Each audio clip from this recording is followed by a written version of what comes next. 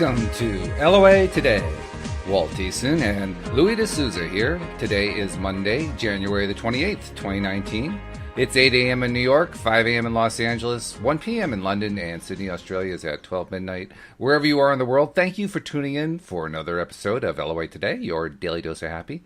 And we're going to get this week off to a happy start as best we can, taking on a topic that has a very loose and free-flowing feel to the title.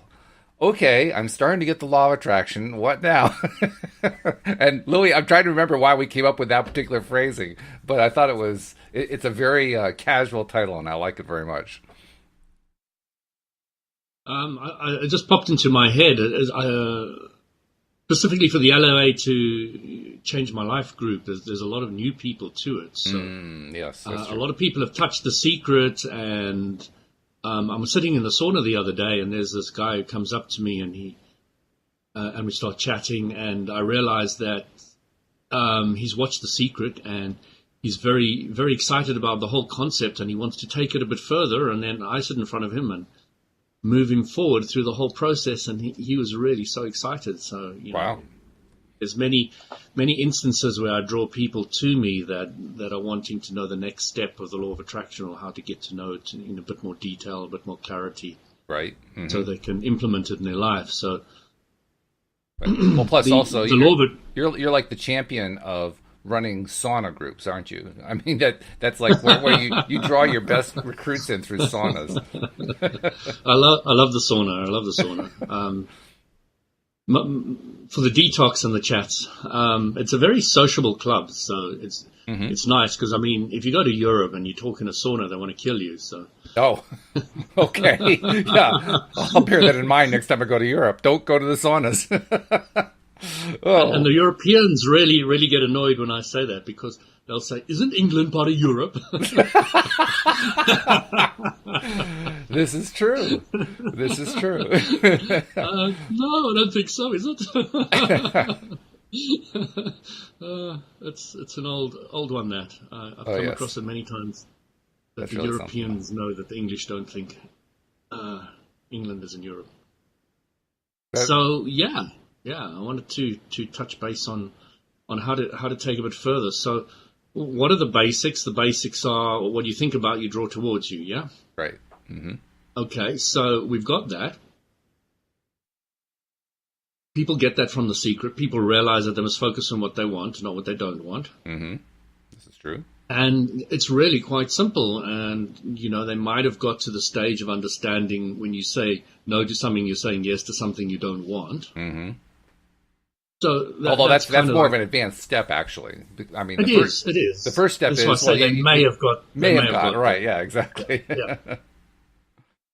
And so they're getting to this place where they want to know how to integrate that into their lives. And of course, you've got the Abraham Hicks bolt-ons, which are your emotions are your guidance system. Mm-hmm. Every subject's two subjects. Right. So when you start filling those in, you really start moving forward in understanding the law of attraction, but without all the pieces of the puzzle pieced together, and you create your own reality as well through your thoughts. So when you bolt all those on and you start seeing all those pieces of the puzzle fit together, it is really, really an incredible tapestry of philosophical basis and understanding and teaching, and it is really on a level of me looking at different paths, religions, groups, etc. my whole life. It's right up there at the top, and I like the fact that you describe it as a tapestry, because it does seem that the various pieces, and on the surface anyway, they seem like they're disconnected, but they're all very carefully intertwined together. And that's exactly what a tapestry is. So good metaphor on that. Exactly. Yeah. Hi, Siraj. I see you just popped in. So that tapestry is what I've been working with the guys in the sauna at the moment. And I'm starting after about 2 years and lots of objections to see that the pieces of the puzzle are starting to click together for some. What are some of the objections you're hearing? Well, let's say the last one I had in the sauna was this. I believe that the human race as a whole, this is what is said to me, Mm-hmm. should be vegan. Ah, yes, that's Okay. the idea that everyone should be thinking the way I think because the way I think is the right way to think. Exactly. Yeah. So, A, not minding your own business, sticking your nose in other people's business. One of the first things I say to that is, oh, so I'm wrong if I eat meat. Mm-hmm. Yeah. that really gets to the nub of it. And it gets my goat hairs up if somebody tells me that what I'm thinking, what I'm doing, or what I want to do, and what I don't want to do is right or wrong. You know, it's just, and I bring the right in as well. There's a reason for that. I've always said I don't care if people love me; it's their problem. And I don't care if they hate me; it's their problem. That's it in a nutshell. I also like And the way Abraham, excuse me, the way Abraham expresses it. They talk about how they have a particular quote that comes from, I think it's from their main book, The Law of Attraction Basics. In that quote, they talk about disapproval. I'm looking it up right here. It says, their disapproval of me is their lack. If there are others who see something in you that they do not approve of, most often you see their disapproval reflected back through their eyes and you feel that you've gone wrong in some way. But we say to you, it's not your lack, it's theirs. It's their inability to be the allower that brings forth their negative emotion. It's not your imperfection. And in like fashion, when you feel negative emotion because you've seen something in others you don't want to see, it's not their lack, it's your own. And that's exactly what I think about when I think about what you just talked about. People saying, well, you should be a vegan. You should be thinking the way I'm thinking. I disapprove of Is you that if how you the don't. Americans say it? Yeah, that's right. But it's vegan, it's not vegan. You've got to get it right. Well, being a non-vegan, I tend to say vegan. So you say tomato, I say tomato. I say let's call the whole thing off. Oh, I love that one. So you brought up a very good point, and the point is when you're looking at anybody, if you're seeing anything negative in them, it's a reflection. Mm. It is what is going on inside you. Yes. Your cup is half empty, okay? Be clear on that. So if you are seeing things that you like in somebody else, that's a reflection of you. Mm-hmm. So we want to see the reflection of what somebody's doing and what somebody's saying and where somebody's going, or your own where you're going. You just look at what you are seeing in other people. If you hate your boss, you've got a problem in yourself. Isn't that a strange thing? If you hate your partner, you've got a problem in yourself. Because we If you figure, hate- I've got a good reason for hating this other person. It's not me, course. it's them. And as Abram says, there's not you've probably got a very good reason, and it's probably very justified, but it is still a reflection That's true. of your thinking. Yeah. And it's hard to remember It's not that. that It's hard to not think about that way. justified. I mean, because we're so used to the idea of pointing fingers, of blaming, of saying, oh, no, no, no, no. They're the ones who are making me feel this way. They're the ones who are mistreating me. They're the ones who are this. They're that. We're used to that. That's our normal form of discourse on planet Earth. And people are always, let me rephrase that, people are often looking for love in all the wrong places. Mm-hmm. That's exactly what that statement says. So Yeah. one really needs to get clear about looking for love in all the wrong places and what it means. It means that you don't need anybody else to behave in a different way for you to feel happy. You're just happy for no real reason, and you're just happy because you want to be happy. Mm-hmm. And you're happy because you know if you're happy, the law of attraction will bring you more happiness. So there's no real reason not to be happy or feel happy or do happy. Doesn't matter what anybody else is doing. So it's fun. It's really fun when you start playing with it. And of course, the pieces of the puzzle that start fit together is if I create my reality and if I stay more positive, then the universal law of attraction will bring more of that to me. Mm-hmm. Then I'll be more empowered. Then I will get more of what I want, and what I don't want will start fading away.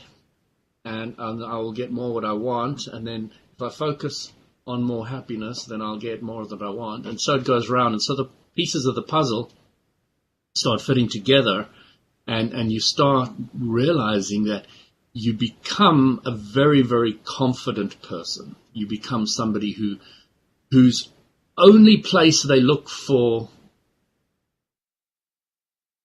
recognition, approval, etc., is their emotions. Their emotions are their higher self. They're not looking anywhere else. Mm-hmm. So that look you're giving me now doesn't look so friendly, but I don't care because I'm listening to my higher self. It is saying, hey, continue, do what you're doing, Louis. It's cool. The ironic part is that the look you're getting is probably the other person saying, I wonder what this guy's talking about, rather than what you thought it was.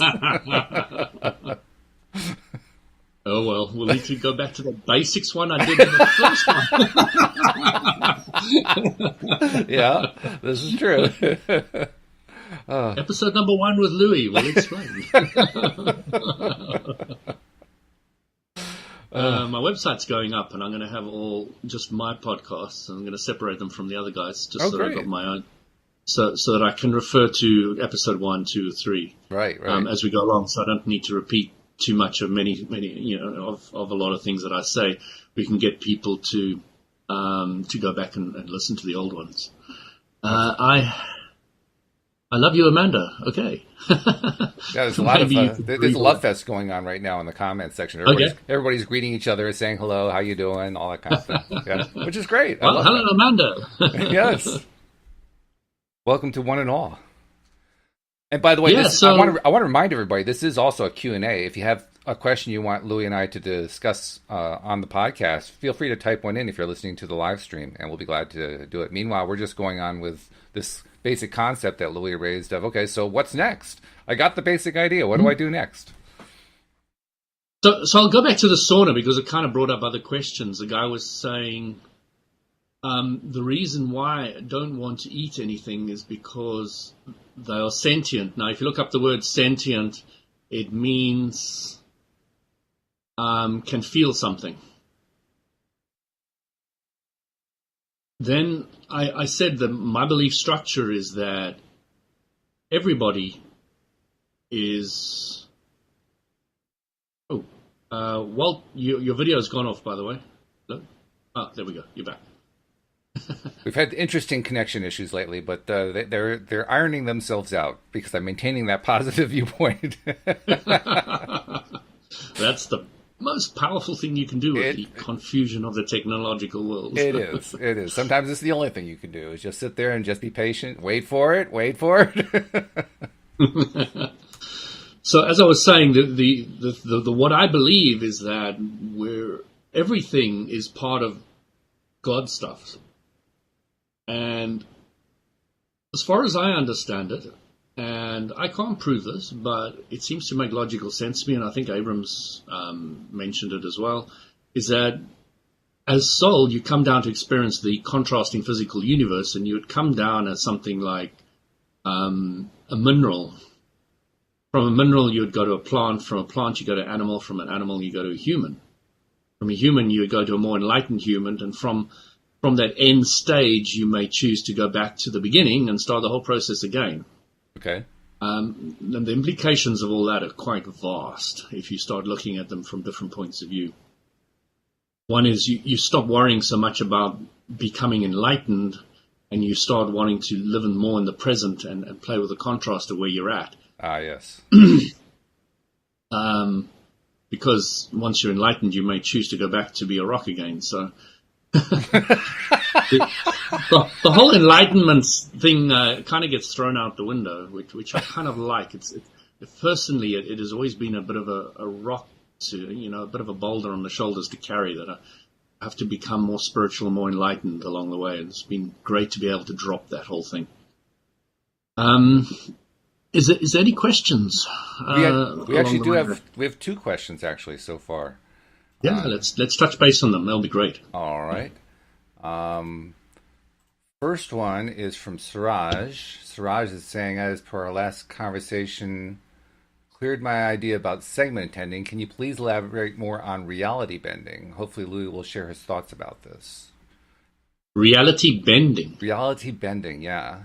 Which is not a phrase I'd actually heard before when he raised that one. I'm not sure where that actually comes from. Although does that come from it's Abraham Hicks, or does that?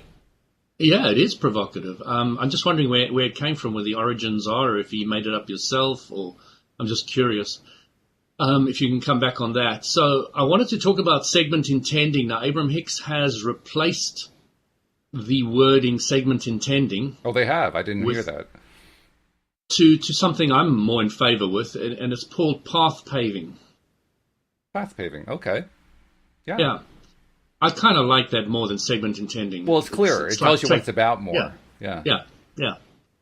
So, just for those who don't know what it is, Suraj, path paving is when you wake up in the morning and you try to stay in the happy place for as long as possible. Then you visualize yourself going to your bathroom and brushing your teeth and having fun doing that. And then when you're in the bathroom, you spend a couple of, let's say 30 seconds on focusing, going down to the kitchen and having your gorgeous breakfast, which I love, my shake in the morning. And I throw all my bits in it, and I just absolutely adore it. And I've been doing that for 10 years, and I still look forward every morning to coming down and having my shake in the morning. By the way, Suraj followed up. He says, yes, it's from an Abraham Hicks book. So we'd be curious to know which book that was, because we don't recognize the term. Not that it's not in there, it's just we just don't remember it. So if you could tell us which book, that would be helpful.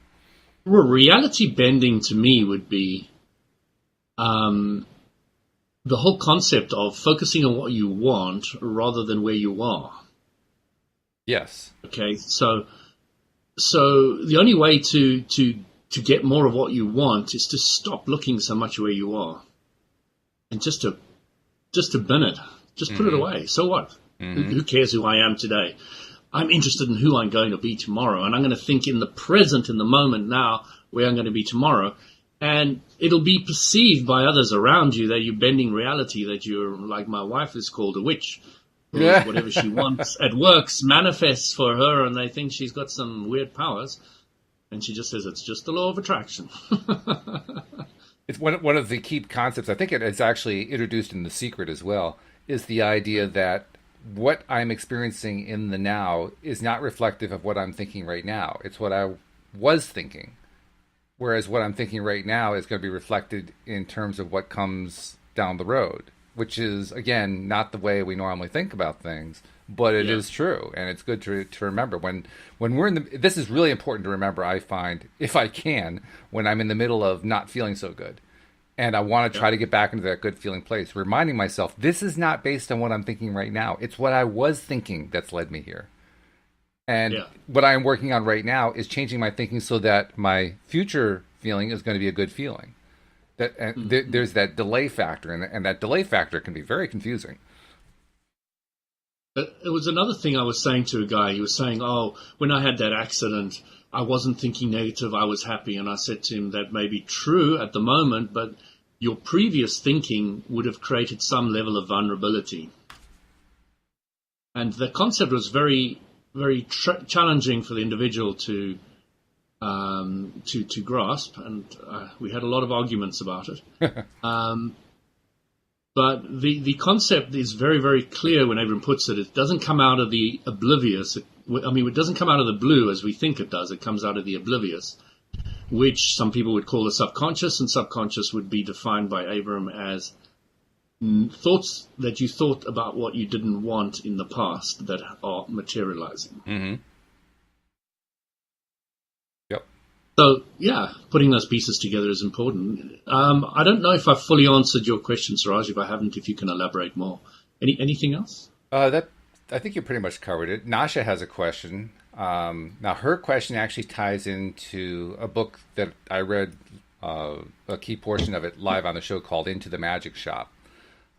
Fascinating book. I don't know if you caught any of those episodes, Louis. Never heard of it. Yeah, I had never heard of it either. Linda Armstrong told me about it, and I found a copy of it. And the first section of it, it's a book written by a guy named James R. Doty, who is a neurosurgeon, and he was trying to express many of the beliefs that he has acquired both before and during being a neurosurgeon about the nature of the universe and so forth. And he tells the story of how in 1968 he was living in Lancaster, California, and dirt poor. Father was a raging alcoholic. Mother was depressed, spent most of her time in bed. No family life of any kind. Poor as dirt. Miserable, just plain miserable. And he spends most of his summer vacation riding around on his bicycle anywhere away from home that he can be, and just rides around town. And he ends up riding past a section of town, and this town sounds very, sounds like the Old West in a sense. A lot of dirt, a lot of dust, not a whole lot of pretty stuff going on. It's just kind of a desolate area. And he comes up on this one little strip mall that's kind of on the outskirts of town, and a person has just put in a magic shop in that strip mall, a place where you can buy magic tricks, for the budding magician. Well, long story short, he ends up meeting the mother of the owner of the shop, who ends up teaching him a different kind of magic. And that different kind of magic is what we would call being a deliberate creator using the law of attraction. But they don't use any of those terms. And it's a fascinating story that he tells. Apparently, this is what really happened to him when he was 12 years old. And it's how it basically set the tone of his life and some practices in his life. The practices that are taught to him by Ruth, who is the teacher in this. Ruth teaches him what we would call meditation, mindfulness, meaning getting the clutter out of the mind, all that negative self-talk and so forth, opening up the heart, and then putting out your intention. That's her 4-step process.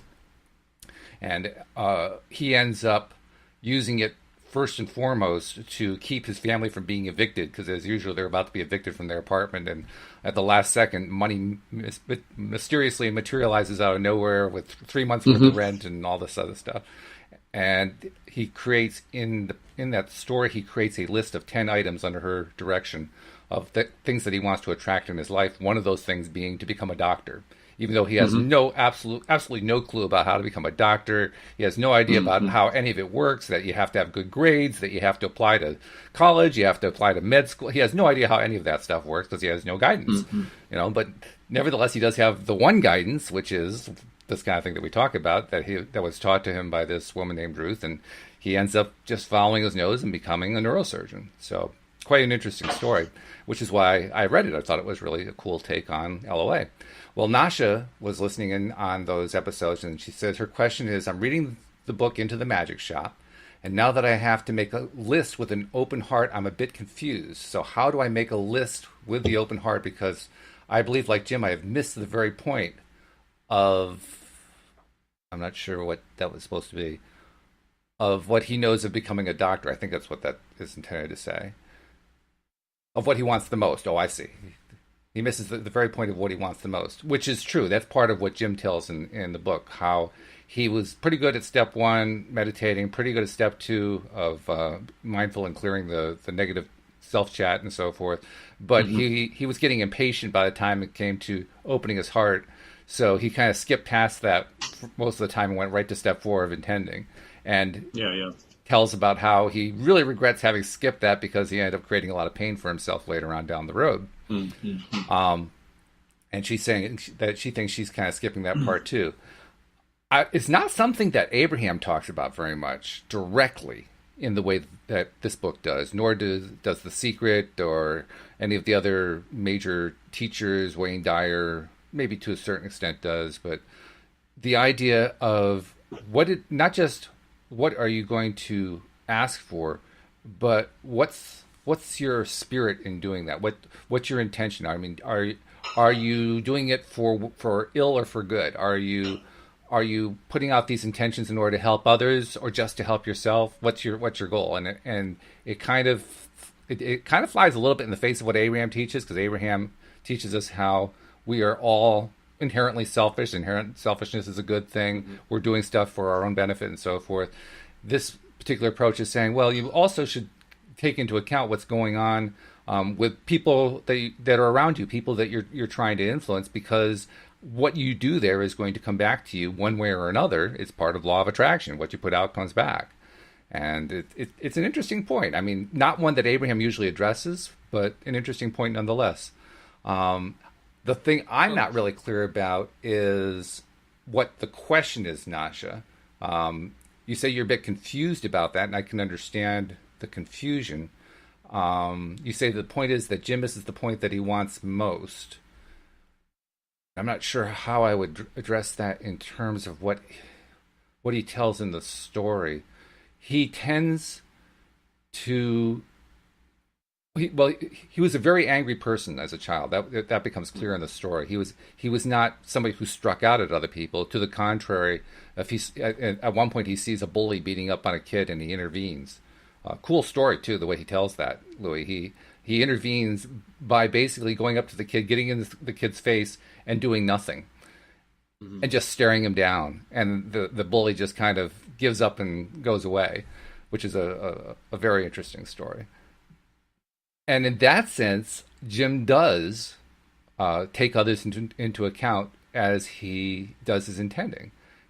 What he doesn't seem to do... Walt, I have a question for you. Yeah. Tell me something that you really want to do for somebody else. That I want to do for somebody else. Let's see. Well, I don't really want to do anything for anybody else because I can't really do anything for anybody else anyway. I want to be kind of what we do here on the podcast. I want to be an influencer in the sense that I want to help influence people to... And why do you want to influence anybody? I don't have a clear answer for that. Because you'll feel better in the doing of it? Yeah, I guess so. Yeah, I'll feel better. So, I want to be available to help people who ask for help. I guess that's the way I'm phrasing it. And in so doing, yes, that will help me feel better. Mm-hmm. So what I'm trying to point out is no matter who or what you want to help other people do, in any shape or form, it's because you want to do it because you think you'll feel better in the doing / having of it. Right. Okay. So there is we are narcissistic if we like it or not. We do things selfishly. Yes. Doesn't matter how much we want to help somebody else, we do it because we think it'll make us feel a bit better. Mm-hmm. So what I'm thinking Nasha's talking about there and what Abram's talking about is step 3. And step 3 is the allowing. Now, to allow, you have to remove all resistance. Yep. Okay. If you want instant manifestation of anything, or quicker manifestation, the removing of the resistance is absolutely key. And it's also a point of confusion, This was the challenge that you were talking about that this guy wrote this book was having. He was saying that, I wanted it, but I want it now. Mm-hmm. I haven't get it. So he was feeling the lack of it, and the lack of it is the resistance. So to me, Nasha, he's talking very, very much about the words I love are let go and let God. Another way to put it is let go and let vortex. Okay, because your vortex is an accumulation of everything that you want, and it knows the quickest and easiest way to help you manifest it in your life. And it's dying to give you that route, bring the people in, etc., but you need to lower your resistance to have the flow going, to have the grid fill in so that you can have the pieces of the puzzle fall in place so that you can manifest what you want. So, I've brought this up once before, and I think it might be worthwhile bringing up now again, is what's the difference between white magic and black magic? I think I won't even ask. I'll just wait to find out what it is. So white magic is when you want to help somebody, but by helping them, you invade their space. Oh, yeah. Okay? Because they didn't ask for it. Yeah, right? that's a great point. Yeah. That's white magic. Black magic is you'll do what I say and I'll force you to do it. Okay? Pure manipulative. Mm-hmm. And the way it should be is you should just mind your own business. Yeah. Okay? You should have me doing this, me doing that, me doing the other, not That person must love me. That person must do that to make me feel happy. That person must put down the toilet seat to make me happy. That one must put it up, and all the other things. Suraj made a very funny comment about this. He said, "Stay in your own vortex." Stay in your own vortex. I love it. Isn't that good? It's the same as staying in your own lane, isn't it? Yeah, right. It's a good one. I like it. Fantastic. I love that. Yeah. I think I have some more follow-up here. Let me see if I can get what the follow-up questions and statements were.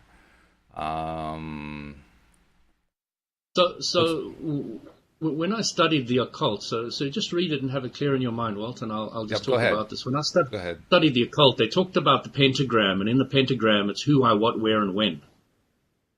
So you just, on each corner of the pentagram, you write who, and then if you put somebody else there, that's where all the mistakes come in. So if you put yourself there, everything goes right. What, where, and when, how, what, where, and when, it's all very, very important, very easy to fill in. And then once you've written it all down, you burn it. Now that's the letting go part. So many, many years ago when I was studying all these different things, they were just talking about the law of attraction. And the important thing just to know is when you got the who, just put yourself in there. If you put yourself in there, everything is safe. Everything's perfect. But as soon as you put who as being somebody else, then it all falls apart. So you've got to be very, very careful about how you word all that. Okay. I like the way you also phrased it. White magic, black magic, and stay in your own lane as three different options. Three different options. And I've long believed, even long before I knew about law of attraction, I believed in the third one. To this day, I make it a practice. I never try to help somebody unless they ask for help.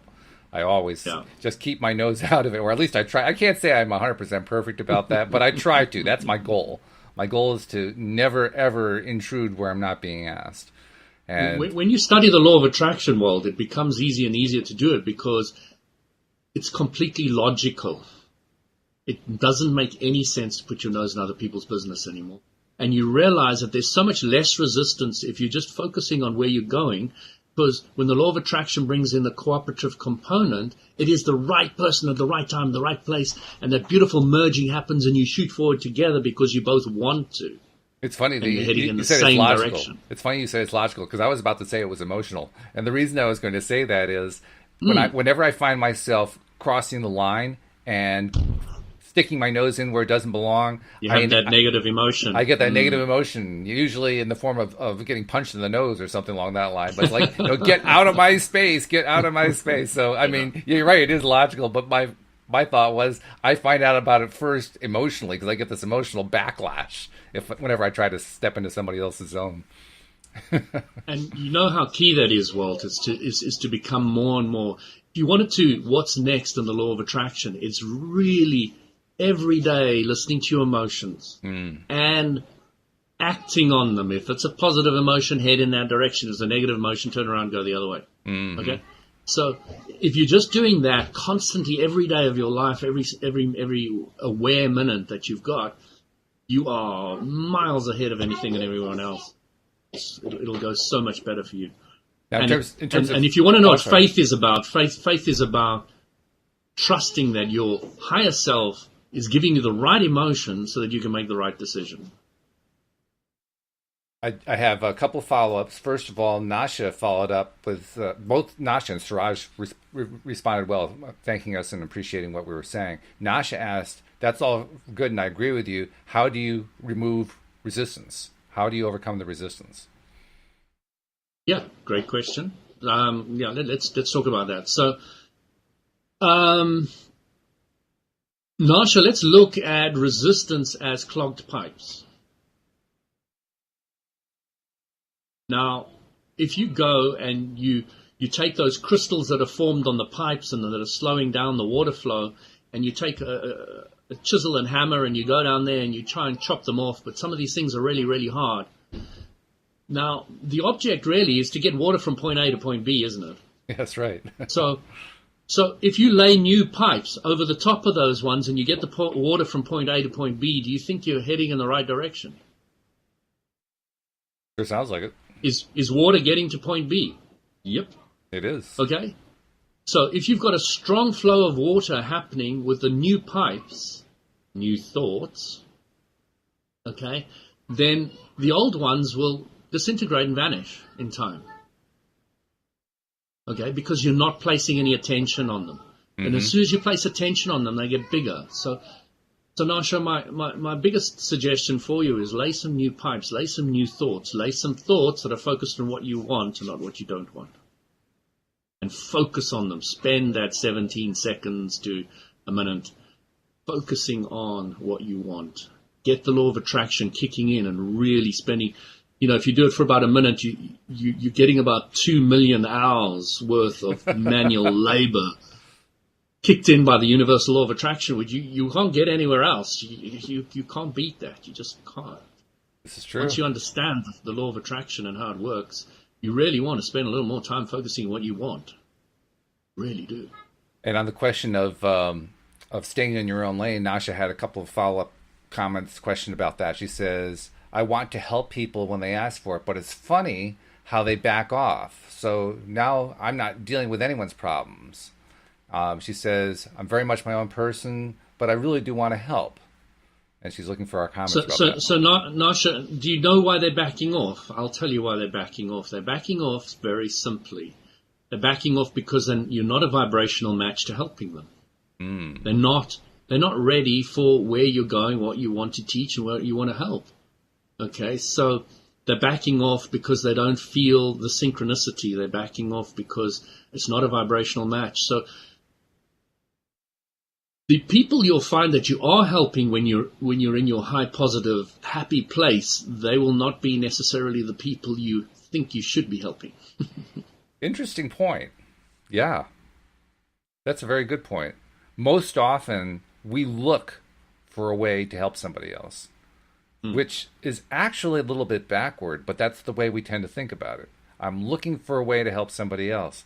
But in fact, the time when we're most helpful is the time when we're not asking that question, and they're just coming to us because they need to, and it just kind of comes out of the blue. There was no pre-planning involved, So first of all, much less likely to kind of step over the line. And second of all, it's going to seem like it just came out of nowhere. Like, I don't know where that came from. Yeah. So Nasha, this is what happens is, if you want to help somebody, this is where it all goes screwy. If you think they are broken, incapable, or unable to, or in some way not right or perfect where they're at, that's where everything falls apart. Okay? Good point. That's where it falls apart. Yeah. And that's why they back off, because they feel that. They're seeing you look at them as broken, and they want to run away because they don't want to feel broken. They don't want that vibration around them. They're running away. And that is a challenge. It's a challenge to think of somebody as being whole when you initially want to see them as broken. You're noticing what's wrong. It's a challenge. I don't know if you initially want to, Walt. I think the wording is you've been programmed to from birth see that poor beggar on the street is a poor beggar. Oh, all right. Okay. I'll go with that. Yeah. I mean, I think there is actually a want involved very often, but either explanation works. Broken. I don't know. I think so, because, well, it's a comparative thing. Look at look at what's popular on television as a general rule. It's usually about people who are living much worse lives than you are. And the idea is, if you see how terrible their life is, you feel better about yours by comparison. So that's why you're so attached to watching it. Yeah. I haven't thought of it that way. I try not to. It's not healthy. No, but I'm talking about from the philosophical point of view of what other people think. Yeah. It's I'm so clear about what I understand and where I'm going and how I think about things that I often don't quite see some the places where some people are coming from some of the time. Yeah. Any other questions? That's why I think it's so valuable to not try to go help That's why I'm enjoying else. all the guys asking the questions here. Yeah, well, there's that too, yes. Then we can know what you don't know. So that's that we right. can help. Yeah, it's so much better though when we just kind of let stuff come and not worry about what's going on, not even try to figure out whether they're broken And if you're going to look at somebody at all, look at them in a way that says, no, they're not broken. They're perfectly fine. They're healthy. They're learning stuff. They're dipping in contrast. They're perhaps setting themselves up for stuff. But that was their decision. They're the ones who did that. It's not like I did that to them. It's not like and their higher self thinks that this will be the perfect messy situation to help you expand. Exactly. Yeah. It's and hard. I love that statement, Siraj. Your vibes attract your tribes. Mm-hmm. Now, a lot of people think your family is your tribe. It's true. A lot of people do think and that. It can be your tribe, but it can also necessarily be your. Yep. Because as your vibration changes, you may be so out of sync with your family's vibration, and if you need to lower your vibration to get back in sync with them, you're not doing anybody any favors. Yep. Now, they can either come up to your vibration or they can stay out of your life. It's the way it works. Universal law of attraction makes no exceptions. Isn't that an interesting thing, too? Because when we are trying to reach out to help Walt somebody becomes else... my tribe. Siraj becomes my tribe. Amanda and Nasha become my tribe. Okay, so that's the way it works. You make new tribes. You make new tribes. But isn't it interesting, though, that when we try to reach out to help somebody uninvited, what we really have to do in order to make that happen is we have to lower our vibration. Yes. We don't think about it that way, but that's what we have to do. No, we don't. No, I've got to get back with the family. I've got to talk to them again. I've got to apologize.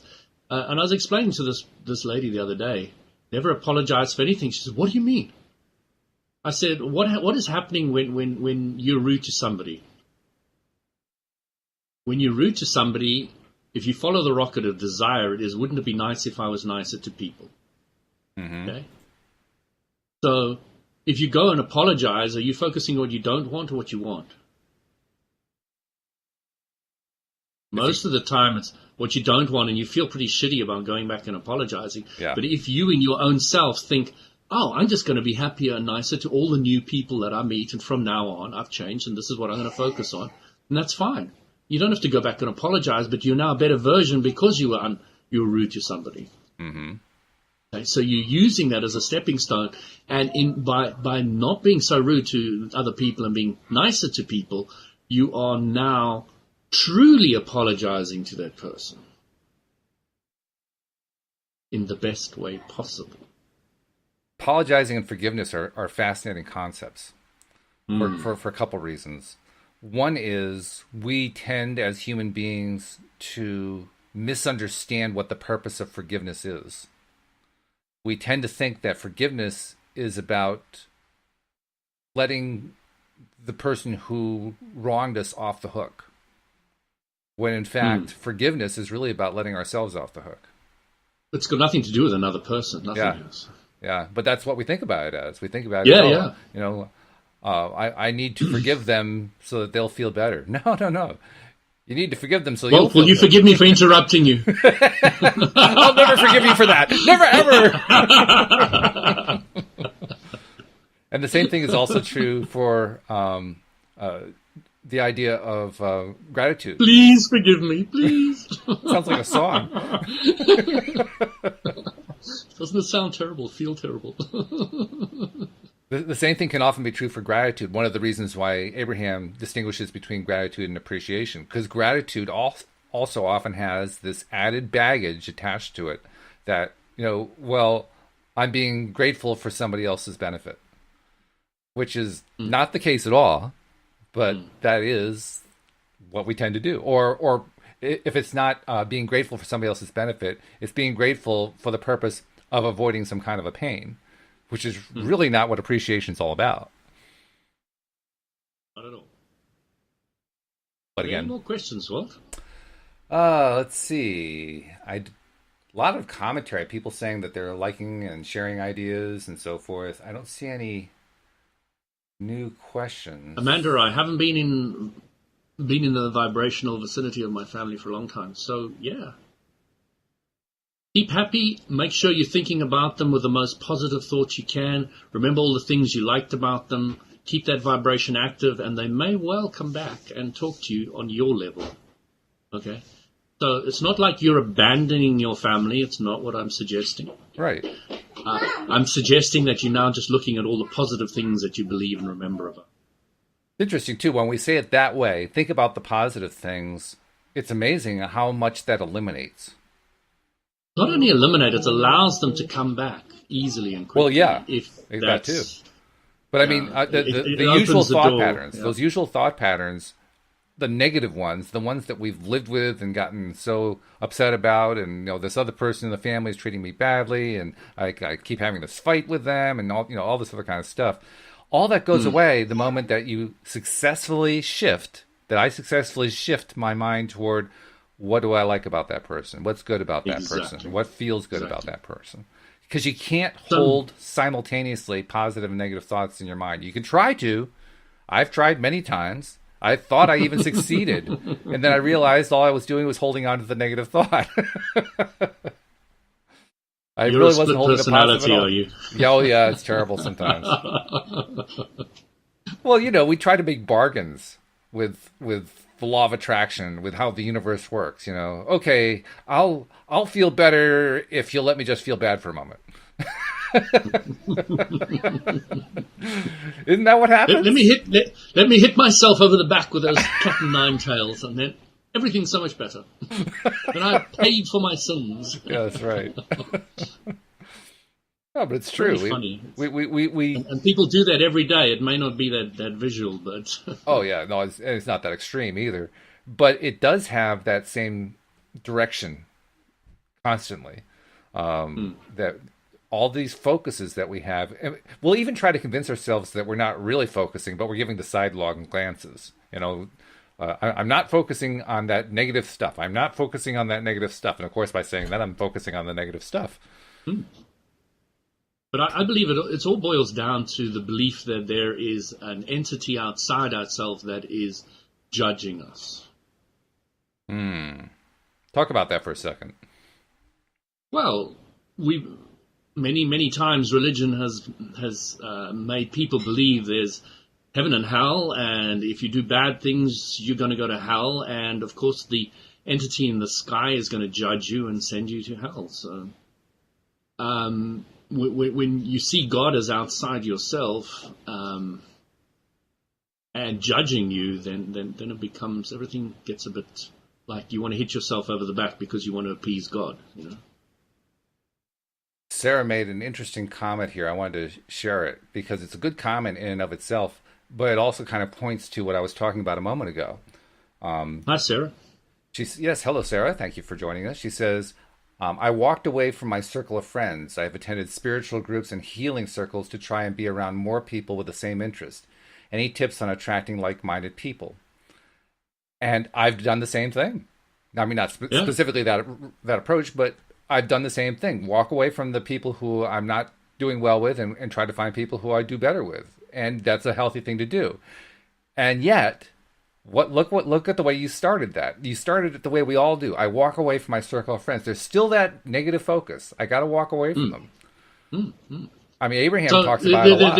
There's no reason to walk away from anybody ever. Well, more precisely, you can't really walk away if what you're trying to do is to get away from whatever pain is associated with them, because you're going to bring the pain with you until you address it in some way. You carry yourself with you means carry your vibration with you, which means you will bring. You'll go into this new spiritual group and you'll attract the other people who are not so nice again because you carry the same vibration with you. So you can have different places and different faces, but if you're still carrying yourself with you. So as Jim Rohn says, and I really love Jim Rohn. I don't know if you know who he is. I don't know the name, no. Business mentor, philosopher. Okay. He said, for things to change, you have to change. Yes. Okay. So it does help. I remember when I left South Africa to come to the UK, big step. I just had a credit card that could go £1,000 in debt, and that was about it. Landed sleeping on a floor with eight or nine South Africans in a house in the lounge, and they all came there to smoke, and it was freezing cold winter from the hot summer. Wow. Wasn't so great, but it was interesting. When I was in South Africa, I couldn't get a girlfriend for love of money. for anything. Mm-hmm. And when I came out to the UK, something shifted in me that nobody knew me. Nobody was going to box me into a thought process of who Louis was. Mm-hmm. I could now be anything I wanted to be. And I struggled to find, not anymore, I've now got the balance, but for many years I struggled to find male friends. Mm-hmm. Only had female friends. So changing places does have a huge benefit to it, going to different groups. As long as you ride with it and looking more to the positive and what you like about everybody and feel about. Well, that's just it. I mean, if you're taking advantage of the change of geography to also use that to change your thought process, then it's definitely worthwhile, because you've just changed your thought process. That's really the goal. It isn't so much changing where you're located; it's changing what you're thinking about. But sometimes that's needed. Sometimes we just have to get away from all that negative stuff we've attracted to ourselves. We just have to kind of walk away from it for a second, just to kind of clear our heads. It's just important to remember that just because we walked away from it for a second doesn't mean it won't continue to follow us, because we continue to focus on it. Of course it's going to continue to follow us. It becomes quite clear after a while how it all works. So you can use it to your advantage, but you have to change at the same time. Yes, exactly. And when we understand it that way, then it becomes a strategy for changing our own thought process. And that's good. Any strategy that changes our thought process for the better is a good thing to do. Just don't want to make it a substitution for making the change. Yeah. Nasha is so correct. I've used this thousands of times myself. When you board a plane, they tell you to put your gas mask on yourself first before your children. Right. And I mean, it's so true. You know, if you don't put it on yourself first, you could go unconscious, and then you won't be able to put it on your children. So it doesn't help much. All three of you die instead of one. Right. I mean, it's a valid point. And if you're looking after number one, you know, what kind of example do you want to give your kids?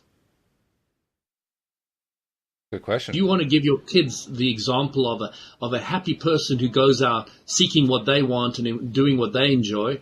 Or do you want to be a parent who wants to do everything for their kids?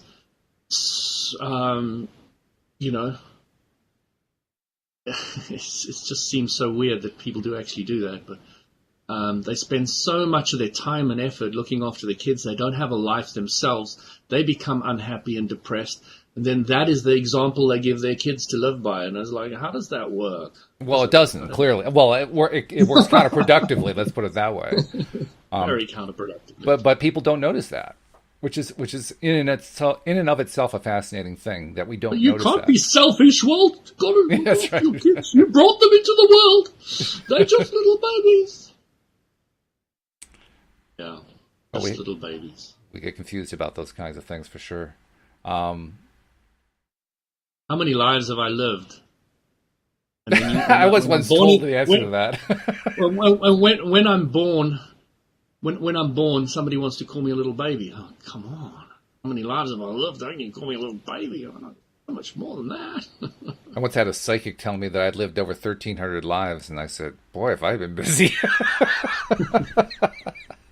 You see, the confusing thing, Walt, is you've lived them all in the present. Yeah, I try not to go there. It just becomes too confusing. It gets very confusing. The brain goes, boggle, I can't handle this. No, that's the confusing part about that. Oh, my goodness. Let's see. Do we have other questions or comments? Lots of comments. People are doing what I love. They're sharing all their ideas and so forth, and I like that. Guys, I want to ask you all a favor. I want next week if everybody can bring me their favorite quote. Okay? Favorite quote? Favorite quotes. Bring it to the table beforehand, or just paste it in the group, and I will break it down. I do not want any Abraham Hicks quotes. So anybody but Abraham. Anybody but Abraham. Okay, and that are official quotes by other people, not something you made up. Or I mean, they can be something you made up. Yeah, they can be. Does it need to be somebody who's also an LOA teacher, or just in general? Preferably a more general one, the Okay. kind of things you would see on Facebook that people will throw up now and again. Right. Something that shows up on a meme or something like that. Yeah. And I want to dissect them using the law of attraction. I think that'll be a very interesting exercise that we can do because in my experience, there's a lot of quotes out there that we kind of hold dear to ourselves that are not very accurate as far as the breaking down into the law of attraction goes. So we're just going to clarify them and go through them and maybe reword them a little bit. That's interesting. I mean, do any come to mind at the moment that made you think of that? Any particular famous? It's just a theme that I've wanted to run on this chat Just group a for a theme. while now. Okay, all right. I've seen so many quotes that have, well, my back hairs up because the society is so much in love with them and they think they're so accurate and they're so incredibly flawed. I mean, one of the more extreme ones that I can think of is one that circled around a lot when I was in my 20s and 30s, which is life sucks and then you die.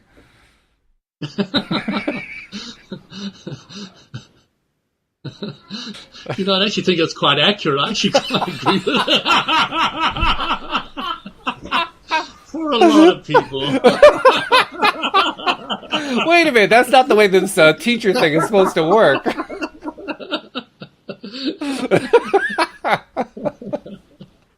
Oh, yeah. To get you to laugh, it must be right. To be that, excuse me, that was actually one of the first things I overcame that I turned around in my head when I started learning about law of attraction was that particular quote. That's why I thought of it. Because that quote I realized was only true because I thought it was true. And that changed the whole tenor of it. It changed the whole feel for it. Absolutely. Yeah. There's something very similar that a girl, when I was studying at university, she said to me, Louis, get a life. Get a life. I was so shocked by that. I had never heard this comment before. And I took it very personally, and I was very much studying my spiritual path. It's like, I've got a life. What are you talking about? What's wrong with my life? I was like so thrown by that comment. Get a life. I remember the first time. It took I don't me remember about the a year exact, or two to get to grips with it. I don't remember the exact circumstance, but I remember my reaction the first time I heard that. My reaction was, "What? You think I'm dead? I feel like I'm alive." You just don't know it. I guess I was The Walking Dead. I was a zombified person. Get a life. Get a life. It's a very attacking one. Oh, Yes, yeah. it was for me. Very attacking. Get a life. Well, we were talking earlier about how most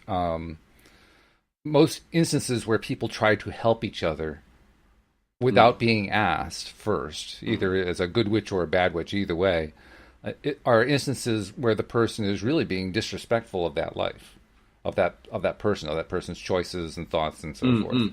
And in that process, they are effectively saying, get a life because the life you have right now isn't a real life. I know the route to the real life. Which is quite offensive, actually. and if I start explaining to you the life that this girl lived, which is a very promiscuous one, it starts having different implications. Well, some people prefer tea, some people prefer coffee. I mean, that's just the way it is. Personally, I don't drink either one, but I respect the tea drinkers and I respect the coffee drinkers, and I'm certainly not going to try to talk them out of it.